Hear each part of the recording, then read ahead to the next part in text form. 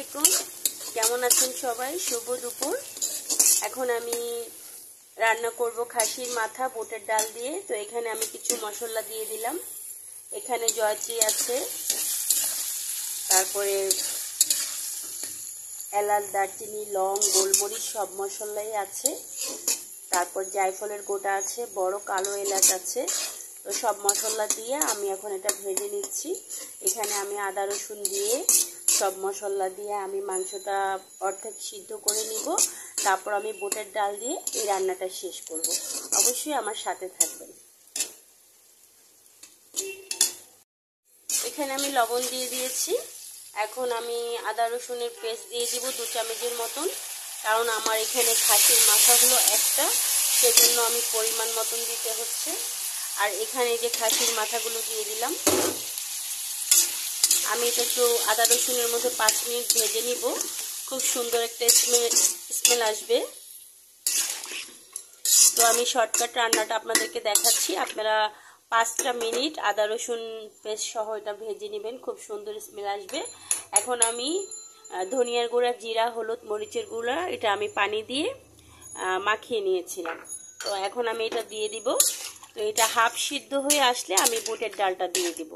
তো আমার মতন কে বা অন্য বাসায় কিভাবে রান্না করেন বা আমার মতন করে কে রান্না করেন অবশ্যই একটু শেয়ার করবেন।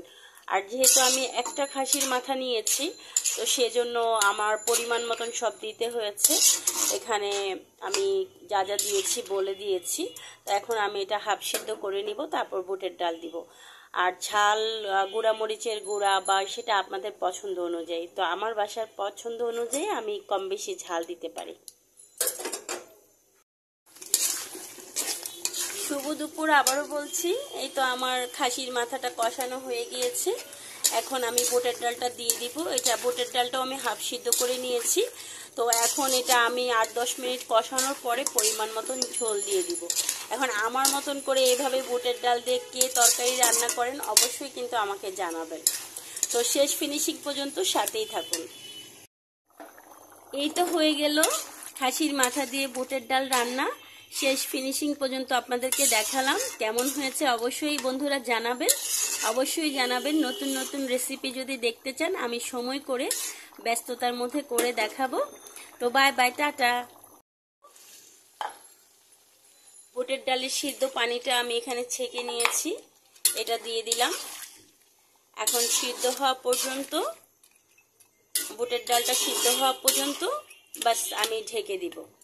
এই তো আমার হয়ে গেল মজাদার বুটের ডালের খাসির মাথা দিয়ে রান্না।